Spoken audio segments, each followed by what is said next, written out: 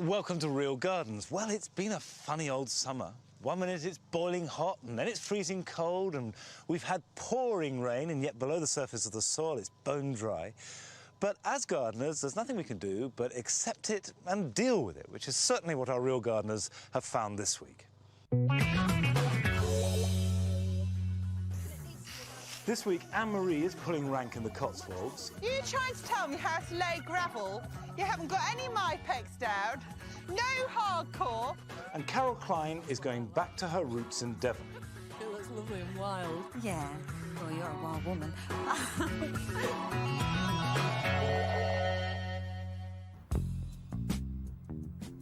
The countryside around Huddersfield in West Yorkshire is still lush and green after our wet summer. On the edge of one of the old industrial villages, Adam Waterman raises organic vegetables on his 3 allotments. Adam grows his produce on raised beds covered with horticultural paper that are the cutting edge in organic gardening. He always has something unusual to show me. Hi. Hello, Monty, my friend. Now, I put a straw down. Oh, thank you very much. Thank you. So how are you? Very well.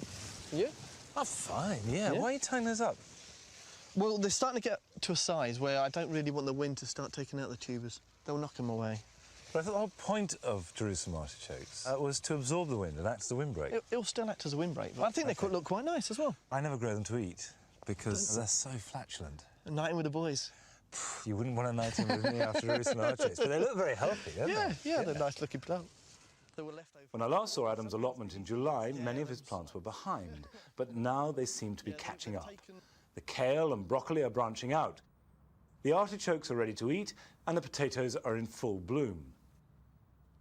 Our first task today is to earth up the potatoes. Usually soil is ridged up to prevent the tubers from growing green, but in Adam's no-dig garden, the soil is replaced by straw. So how thick do you want it on? About 4 inches, 5 inches, about that. Basically to cut out the light. And the paper doesn't do that? No, not quite enough. The last year I didn't bother doing this, and I suppose about maybe 5%, 10% got green, the very top ones. And what do you do with the straw when you finish? Well, I'll either compost it, or I might cover the asparagus in the winter.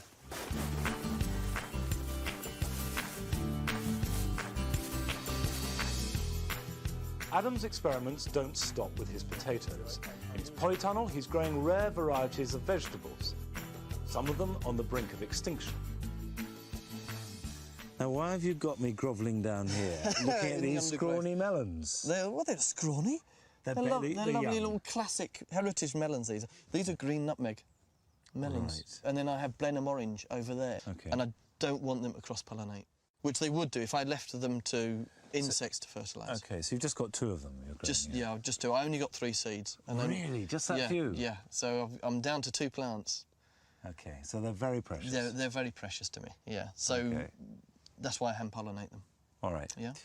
Now, whenever I've hand-pollinated melons, I've done it with a brush. Right. Is that how you do it?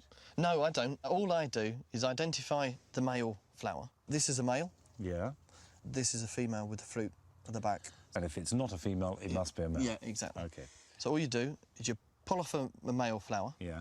And you pull away the petals. That's quite drastic, doesn't it? Yes.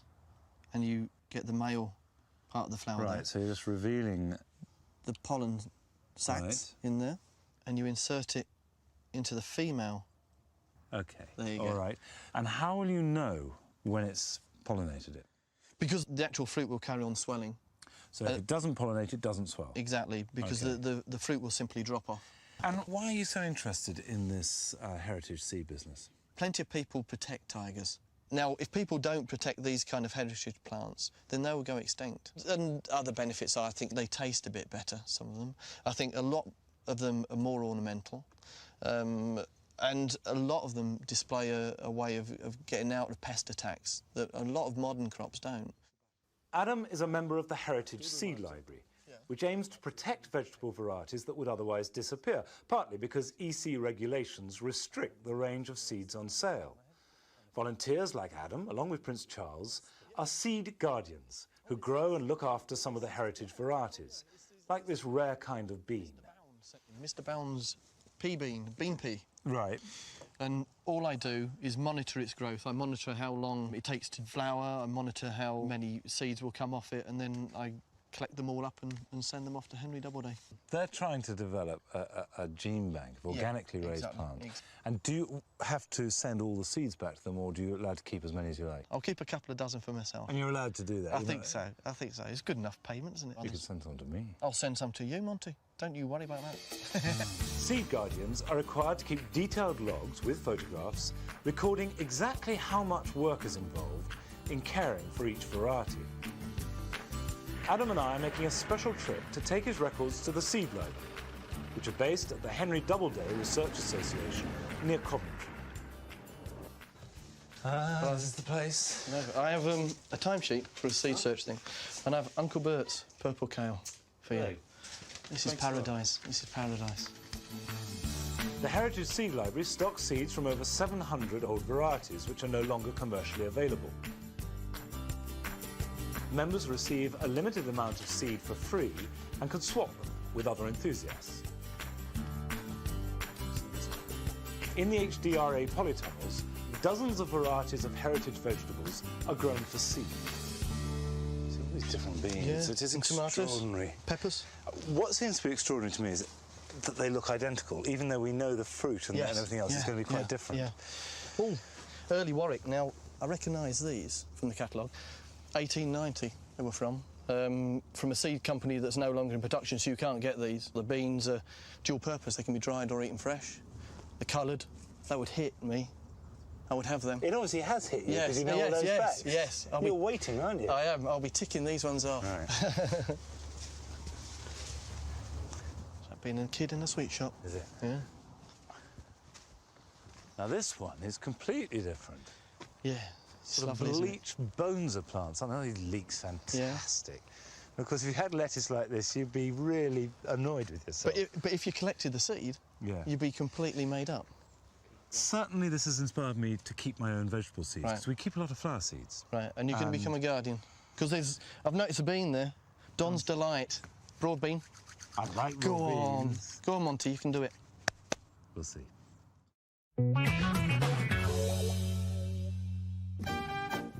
Since Anne-Marie first visited Dilys Wilson 3 weeks ago, they've rebuilt a dry stone wall and constructed an arbour. This week, Dilys has a new plan to create a kitchen garden, or traditional French potager, by introducing new structure and plants. But she's achieved a lot since Anne-Marie was here last week. So, come and see what I've been doing. Oh, Blythe, you've been busy, haven't you? Spent some money, a little urn, in my potager, but I'll come on to that in a minute. All this new trellising you've put in. Oh, yeah, I forgot the trellis. And a pond. And a pond. It's about 2.5 feet deep because it's not very big. So I need the volume of water so it doesn't freeze in the winter and get too hot in the summer. Yeah, this reconstituted stone is nice It's as well, isn't it? very good, isn't it? It's Very real. I haven't finished. It's got to be levelled off. And Look what you've been doing here. When did you do this? yesterday, My God, you really are going for it, aren't you? just a bit. Are you pleased with this? But I had no idea this was going to look this big. Today, Dilys wants to concentrate on the kitchen garden next to the house, and her new urn needs some adjustments. See what you think from this side, because I think it's too tall. Yeah, I see what you mean. It is, isn't it? And this is meant to be a focal point. Yeah. So I think it needs to be dropped down at least a foot. Yeah, Beth. As usual with Dilys, we're straight into some hard labour. Okay, you ready? Yep.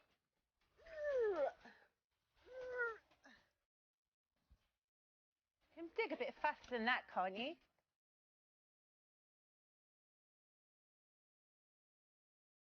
After 3. Yep.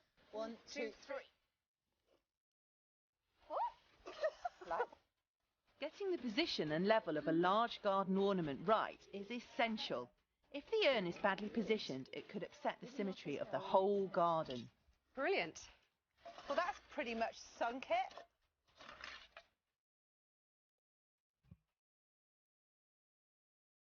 How's that? Come and have a look, see what you think. That's going to look great with plants just spilling over the top. Yeah, it is, isn't it?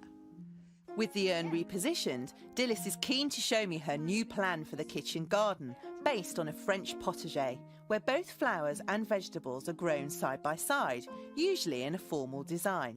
Most people have their vegetable pots at the end of the garden screened off, but the end of my garden is where the sun is and where I get the sun till the end of the day, so I don't particularly want to use that space up in something that I can't sit in.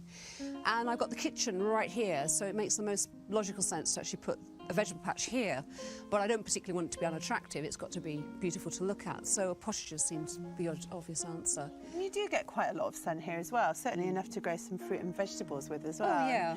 With Dilys's ideas in mind, we're ready to start planting the urn.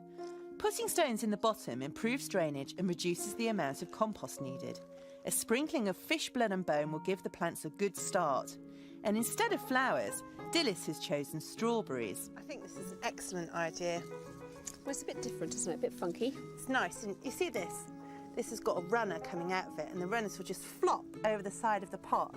So you'll get all strawberries dangling out and new plants actually growing down. And you know the best bit is, you know the problem when you grow them on the ground is you always have a slug problem? No slugs! Absolutely. Before we plant the central bed, we're digging in 2 bags of compost.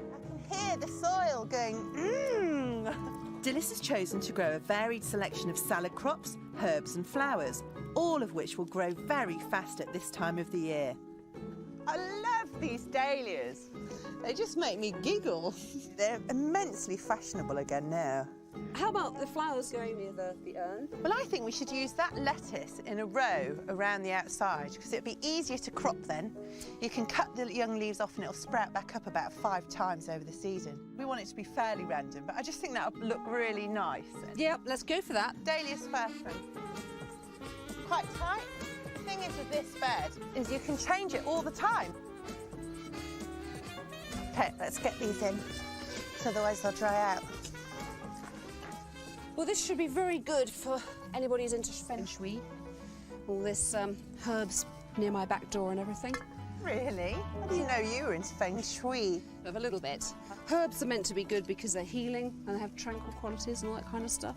Makes sense. And it's the same about water. Water's meant to be good in your garden as well because I think it gives you a sense of calmness. So how far does this feng shui take you? It's really strange because if you put certain flowers like roses and things in certain colours in your southwest corner, it's meant to attract love and stuff. And when I used to put roses in my windowsill, my southwest corner, I always end up meeting a really tasty bloke. Very odd, but it happens. So do you do that on a daily basis? Yeah, I try to.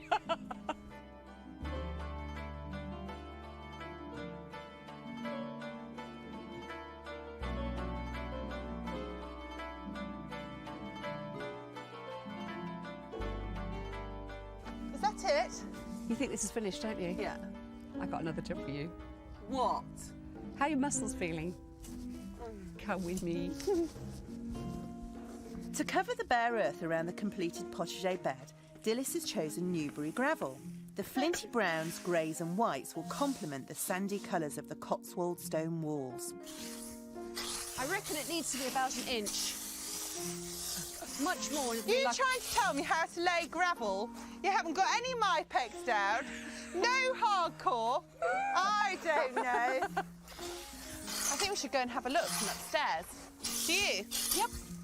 Okay. My beach.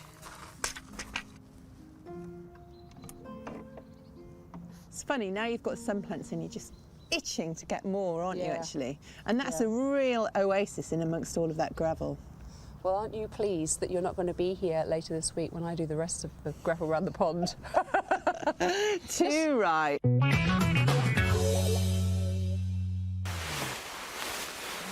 We're going to take a break now, but we'll be back in a minute or two, and Carol Klein will be visiting Chris and Bill Skills in Devon and helping them to convert a scrubby bit of ground to a beautiful woodland garden. See you in a minute.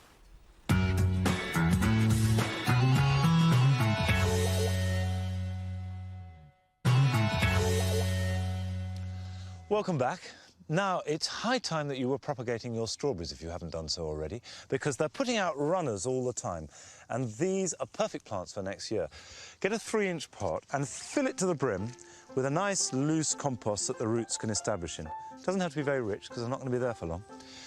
Put them under the runner, either sink it in the ground or, like Adam's garden, if it's no dig, just prop it up in the mulch. You put the runner over the centre of the plant and then pin it in position. It'll root very easily, but it does want to be held there. And a pin either side with some bent wire. Leave that for a month and then cut the runner either side and transplant the whole thing to a new piece of ground. And they should bear fruit next year, and they'll be at their best in 2 years' time. The old crop cut to the ground, and after 4 years, ditch them. Don't hang on to them. Much better to have young, vigorous plants. Now we're off to Devon, where Carol Klein is joining Chris and Bill Skeels, who are having a bit of a problem with a tricky piece of the garden. When Chris and Bill Skeels first went back to the land in North Devon, they didn't have a proper garden at all. In front of the house, there were lots of trees, which they cleared to let in more light. Recently, they've also done lots of hard landscaping around the house. Carol Klein has been helping the couple to bring the garden together. On the south side, the three of them have planted up a wildlife pond and a bog garden. They've also made a silvery shingle garden just next to their patio. The Skeels are so well organised that there isn't much more that Carol can do. But on her final visit, there's one area left where she can really use her expertise. In front of the house, there's still a shady patch under 2 beech trees that's got Chris stumped. This bit here is the edge of my garden. I've never known what to do with this area at all, really, so I've just left it. It's beautiful. Well, aesthetically and naturalistically, it's beautiful. Gardening-wise, for me, it's not, because it looks too scruffy for me sometimes. That's what I like about it, of course. It looks lovely and wild. Yeah, well, you're a wild woman. But I'm only semi-wild, I think, maybe. Yeah, have you got any idea of what you want to put in here already?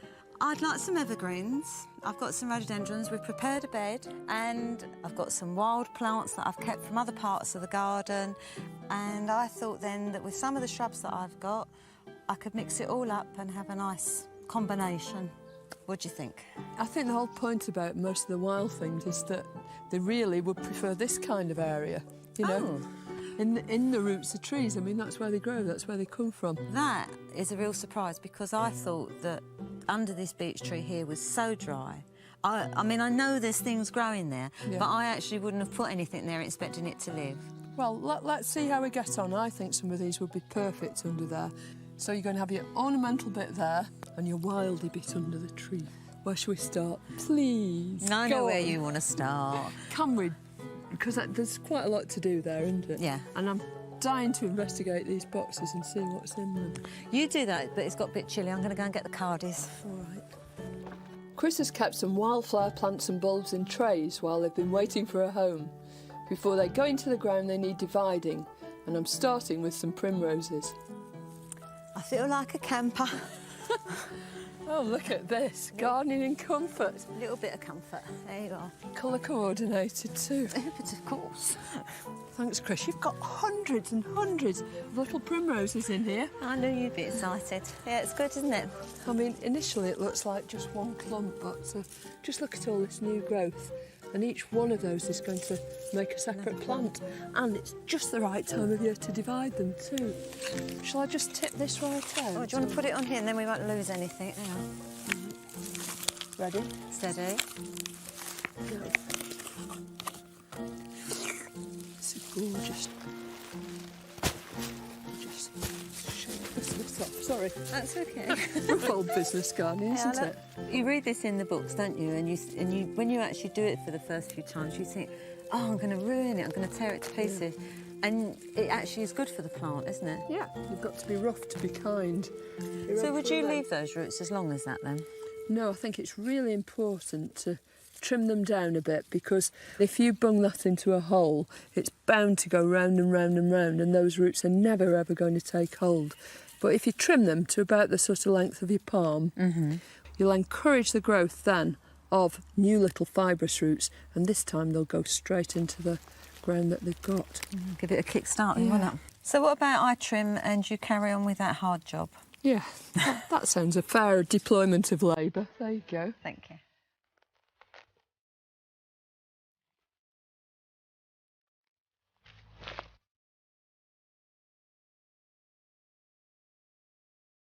I think it would be lovely to put some foxgloves in here too. Well, I've got lots, haven't I? Yeah, you've got all those self-seeded ones down by the pond, haven't you? Yeah, all the way along. Well, why don't I put these in over here and you go and investigate those foxgloves? OK. Yeah? Before I plant the newly divided primroses, I've got to clear the ground of brambles and weeds. The soil underneath big trees is always very dry, and you have to be careful not to damage too many of the roots when you're digging. Chris's ornamental bed will need richer soil, but this is just right for wildflowers. The dormant plants will feel perfectly at home in the leaf mould beneath the tree.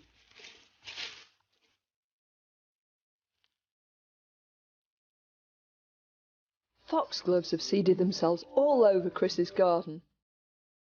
They're biennial plants, developing their leaves in the first year of life and flowering in the second. Although this year all we'll see from these young plants are furry leaves, by early next summer they'll be flowering their socks off.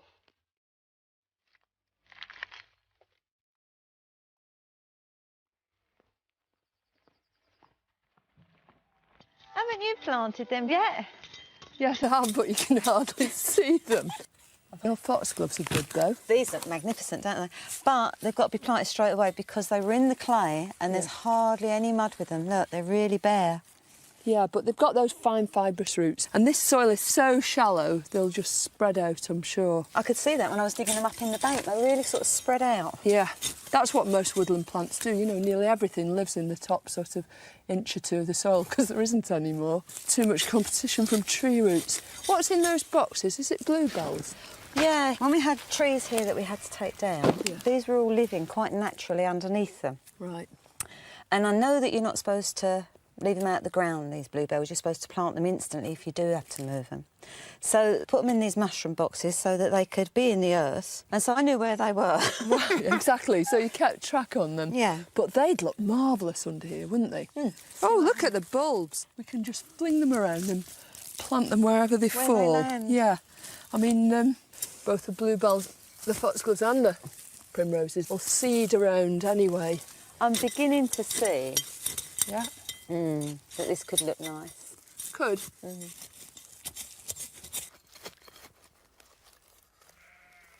Right, do you think that's it? Yeah, I think that's about all we can do for now and wait for spring. I've managed to take up all our time with the making of this wild part of the woodland garden. But before I go, Chris won't be satisfied until we've put some evergreen shrubs into her ornamental bed to give me an idea of what it'll look like. I know this is going to look really smart, Chris, but I'll tell you what, I'll bet come the spring, it's that one you're going to be wanting to show me. I think they're both going to look really nice. Yeah, of course they will. Of course they will. Well, that's it this week from Our Real Gardeners, but of course we'll be back next Sunday at the same time. I'll see you then. Bye-bye.